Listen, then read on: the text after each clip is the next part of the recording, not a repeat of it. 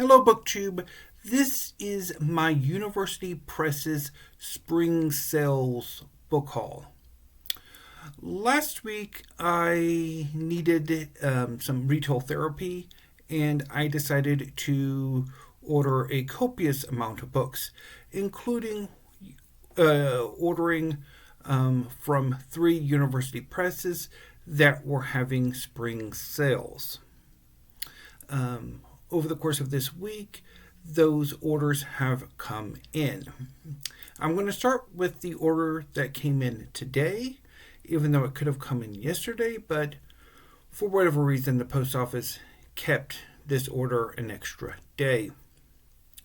So let's get started. So the first 2 books are from Princeton University Press. Princeton University Press usually has a really good big sale in the spring or autumn. This year they had a 50% off sale running through May and ending June 9th. Although the books are, I think, published before the start of 2026. So the 2 I picked up are The Owl and the Nightingale, translated from the Middle English by Simon Armitage, as part of the Lockhart Library of Poetry and Translation. The Owl and the Nightingale, one of the earliest literary works in Middle English, is a lively, anonymous comic poem about 2 birds who embark on a war of words, with the nearby poet reporting their argument in rhyming couplets, line by line and blow by blow. In this engaging and energetic translation, Simon Armitage captures the verve and humor of this dramatic tale with all of the cut and thrust of the original. Featuring the Middle English text on facing pages and an introduction by Armitage, this volume will delight readers of all ages. So, like with all of the Lockhart Library of Poetry Translation, the original language will be on the even numbered pages, and the modern English translation will be on the odd numbered pages.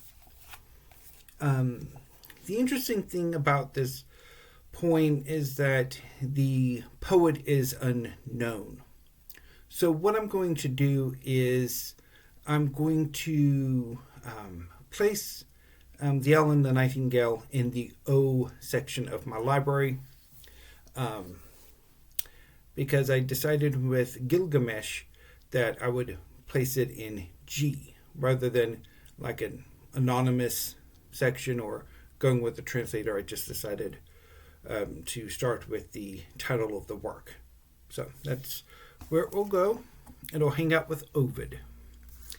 The other book I picked up from Princeton was Prickly Moses by Simon West, part of the Princeton series of contemporary poets from a few years ago. An uncanny blend of the external and the intimate has been a hallmark of Simon West's poetry for nearly 20 years. In this new collection, the Australian poet and Italianist delights in the transforming and endlessly varied powers of naming and speaking. West's intensely regional focus stands in dialogue with Europe and antiquity. Landscapes reveal the tangle of their historical dimensions, as the rivers of both the Goulburn Valley in southeastern Australia and the Po Valley in northern Italy merge and flow into the wider currents of the Southern Ocean. Again and again, the language and the senses throw themselves into the nameless riot of the world, from eucalypts and clouds to a medieval bell tower and the sounds a pencil makes as it crosses a page. So, wish I could have picked up some more, but a lot of what I'm after that were part of the sale I've already picked up, and a lot of what I am after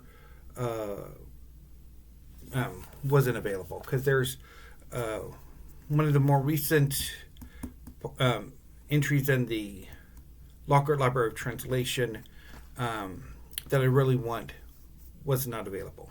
Anyway, but I'll pick it up eventually. So next is from Yale. Yale had a sale that ran through the month of May. Again, only dealing with books published before the beginning of 2026. Otherwise, I would have picked up the most recent entry in the Yale Younger Poets series. So I picked up 4 books from Yale, starting with We Computers by Hamid Ismailov, translated from the Uzbek by Shelley Fairweather-Vega.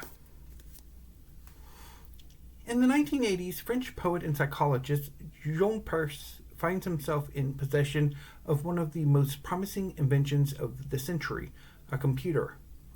Enchanted by snippets of Persian poetry he learns from his Uzbek translation partner, Abdul Hamid Ismail, Jean Peirce builds a program capable of both analyzing and generating literature. But beyond the text, there are entire worlds of history, philosophy, and maybe even love in the stories and people he and AI conjure. Hamid Ismailov brings together his work as a poet, translator, and student of literature of both East and West to craft an ingenious transnational poetics of love and longing for the digital age, crossing the poet Marvit with Sufi classics, blending absurdist dreams with the life of Hafez, moving from mathematical calculations to lyrical narratives. This book is a dazzling celebration of how poetry resonates across time and space. This is part of the Magellan's World Republic of Letters. And my apologies for butchering any pronunciations. This novel was shortlisted for last year's National Book Award in Translated Literature. Next up is Such Fine Boys by Patrick Modiano, translated from the French by Marc Polizzotti. Again, part of the Magellan's World Republic of Letters.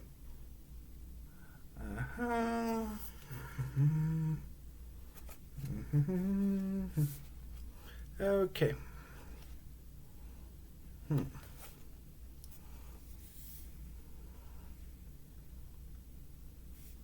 Okay, so there is no blurb on the back, so I shall read from the excerpt from the foreword.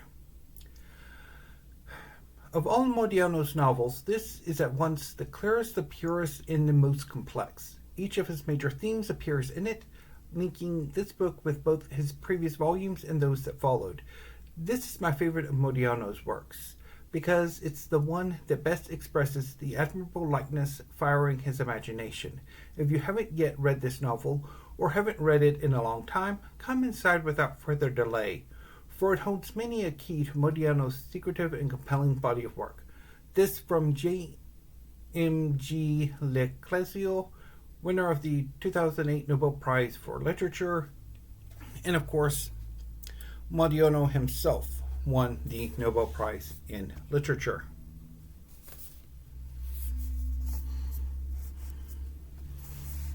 Sticking with literature and translation from Yale, this is Stolen Flower by Irma Pineda, translated from the Dichaza and Spanish by Wendy Call. In 2007, Mexican soldiers raped and left for dead a 73-year-old indigenous Nahua woman, Ernestina Asensio Rosario, as she worked in her cornfield. The courts ruled that Asensio died of natural causes. When journalists investigated, they discovered numerous village girls as young as 12 who also had been raped by soldiers. The report sparked outrage throughout Latin America over gender-based violence, oppression of indigenous communities, and military impunity. Stolen Flower is Irma Pineda's powerful sequence of poems memorializing these events and their ramifications. The poems which appear here in the original Ismas Zapotec, Spanish and English, are a chorus of fictionalized voices. Asensio herself, the land, and the community grapple with the terror. It is a lament and a call for action, refashioning the testimonial into a tribute to Mexico's indigenous peoples and their lands, cultures, and languages. I've been really looking forward to picking this up.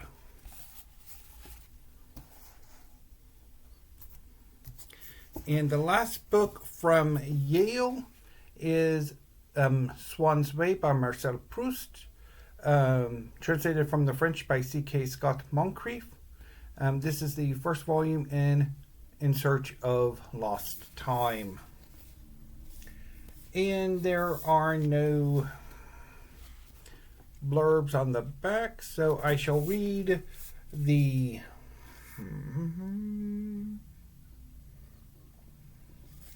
I think I will read from Catherine Perry of the University of Notre Dame. In this thoroughly revised, updated, and annotated version of Swann's Way, William C. Carter, the prominent expert of Marcel Proust's life and work, offers American readers the most accurate and valuable rendition of Scott Moncrief's translation to date. When appropriate and without altering the beauty of Scott Moncrief's version, Carter has modernized it, made it compatible with U.S. spelling, and perceptively restored the French original simplicity as well as its intended meaning. Unobtrusive and yet detailed notes in the first volume of Proust's monumental novel will guide general readers, students, and scholars alike in appreciating a text that has captivated millions of readers worldwide for the past 100 years. So the thing about this is I was not expecting this book to be so large, because it is significantly larger than your usual trade paperback, and of course it's annotated, so it's got these little notes in the margins. So Swann's Way by Marcel Proust. Looking forward to having a go at that at some point. Now, the last part of this University Press's book haul, the University of Chicago Press. Now, every year, the University of Chicago Press has a months-long sale, usually with the books listed in a catalog like this. And there's a wide array of volumes on offer. I picked up 5, although there's 6, and I'll get to that at the end. So, first up is Reuben by Peter de Vries. A manic epic and the inspiration behind the Oscar-nominated film starring Tom Conti, Reuben is really 3 stories in one, tied together by a 1950s suburban Connecticut setting and hyper-literate cast of characters. A corruptible chicken farmer fearful for the fate of his beloved town, a womanizing poet from Wales, Dylan Thomas in disguise, and a hapless British poet come actor and agent all take turns as narrator, revealing different, even conflicting views. But alcoholism, sexism, small-mindedness, and calamity challenge the high spirits of Peter de Vries' well-read suburbanites. Noted as much for his verbal fluidity and wordplay as for his ability to see humor amid pain, de Vries will delight readers both new and old, in this uproarious modern masterpiece. So I've been wanting to read Peter de Vries for a while, because he routinely appears in the Chicago sale catalogs. So I'm looking forward to reading something by him. I have another book of his already. Another author who usually appears in these sale catalogs, although not necessarily his most impressive work that Chicago does publish as well. This is Afternoon Men by Anthony Powell. In Afternoon Men, the earliest and perhaps most acid of the late British master Anthony Powell's novels, we meet the museum clerk William Atwater, a young man stymied in both his professional and romantic endeavors.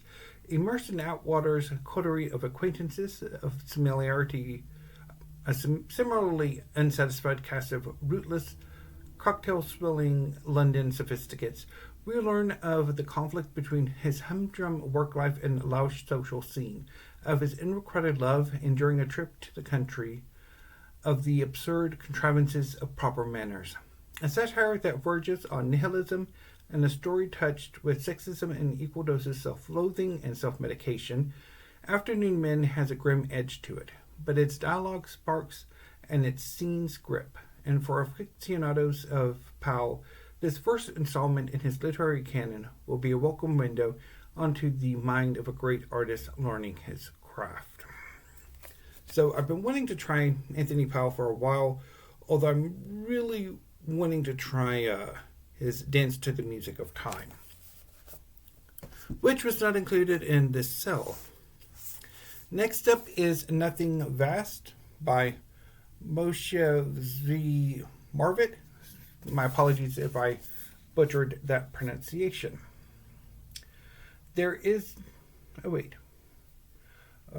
Based on the experiences and traditions of the author's own half-Arab Jewish family, Nothing Vast spans the years 1932 to 1973, following two families filled with Zionists, anti-Zionists, socialists, and reactionaries, delving deeply into the circumstances and concerns of Jews in cities across the globe, in Poland, France, Morocco, and the United States, as well as in Israel. Marvit braids stories of migration and struggle, of custom and superstition, of long-held secrets and lies. Beautifully crafted, visceral, intellectual, and searching, Nothing Vast is nothing short of a virtuosic debut.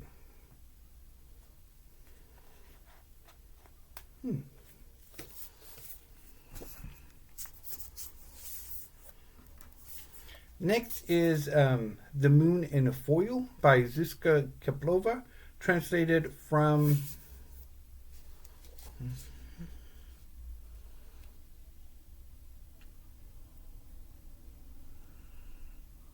the Slovak. Translated from the Slovak by Magdalena Mullek.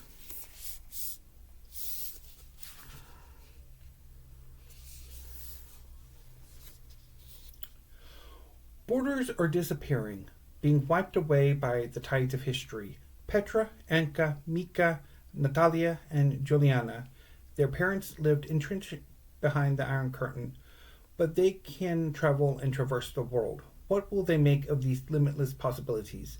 In The Moon and Foil, Paris, London, Helsinki, and Budapest serve as backdrops to the stories of post-communist immigrants. They discover that exploring the world can be dull and exhausting. In desperation, they try to build new routines and craft fresh identities. They can always call home or go back, but they stay to become anonymous entities amid the urban sprawl. They deal with sublet apartments, degrading jobs, and crumbling relationships. They can put everything off indefinitely and permanently remain students. Or they can move to another place and do it all over again. Zuska Keplova's novel is a millennial's odyssey, a search for the self by the post-Cold War generation.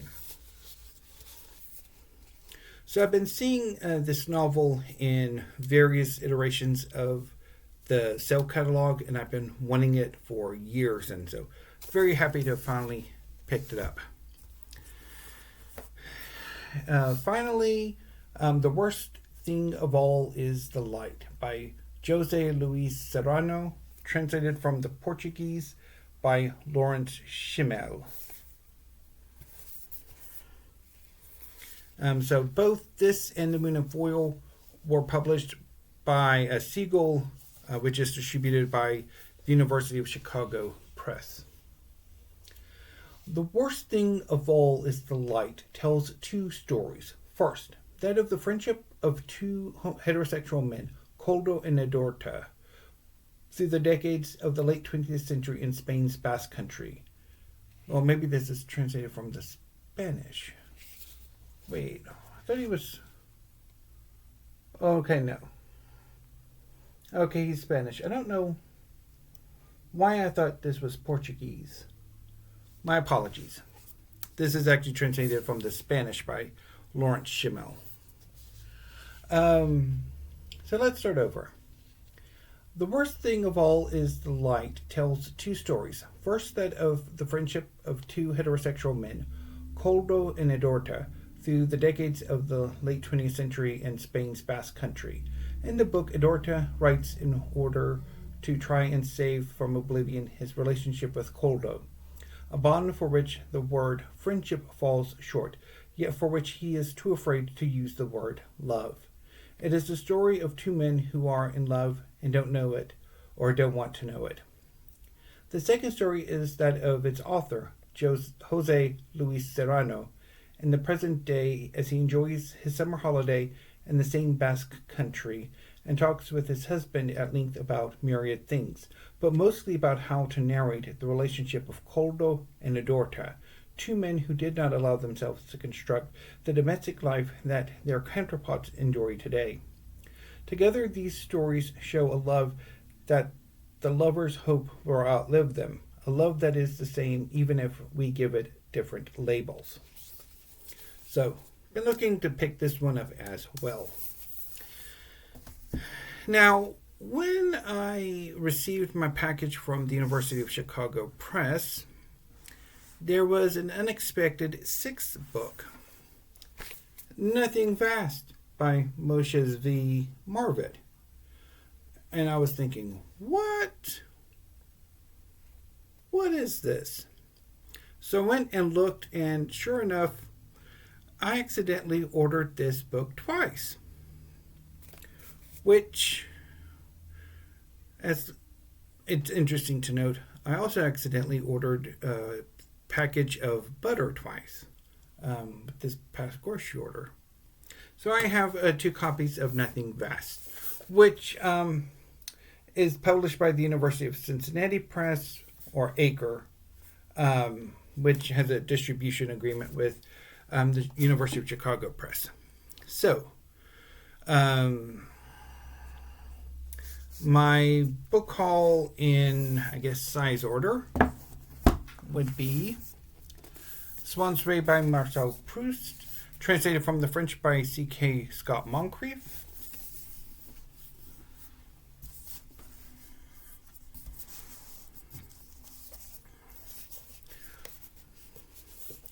The Worst Thing of All is the Light by Jose Luis Serrano, translated from the Spanish by Lawrence Schimel. The Moon and Foil by Zuska Kepplova, translated from the Slovak by Magdalena Mullek. Nothing So Fast by Moshe V. Marvit.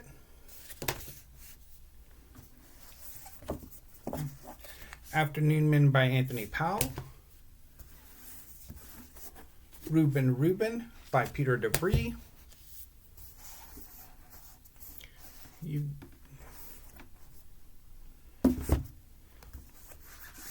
Prickly Moses by Simon West. The Owl and the Nightingale, translated by Simon Armitage from the Middle English. Stolen Flower by Irma Pineda, translated from the Dichaza and Spanish by Wendy. Such Fine Boys by Patrick Modiano, translated from the French by Marc Polizzotti. And We Computers by Hamid Ismailov, translated from the Uzbek by Shelley Fairweather-Vega.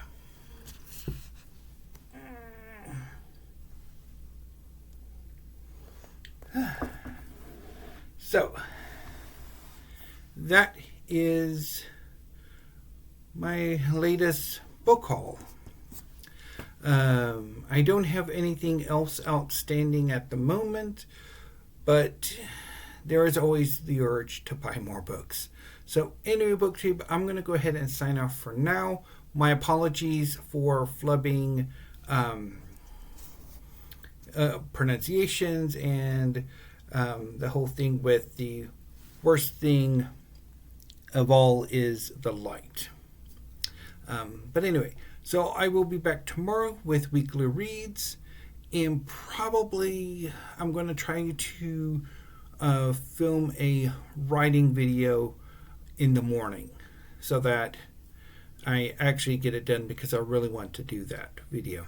Anyway, BookTube, until I see you tomorrow, thank you and have a great afternoon.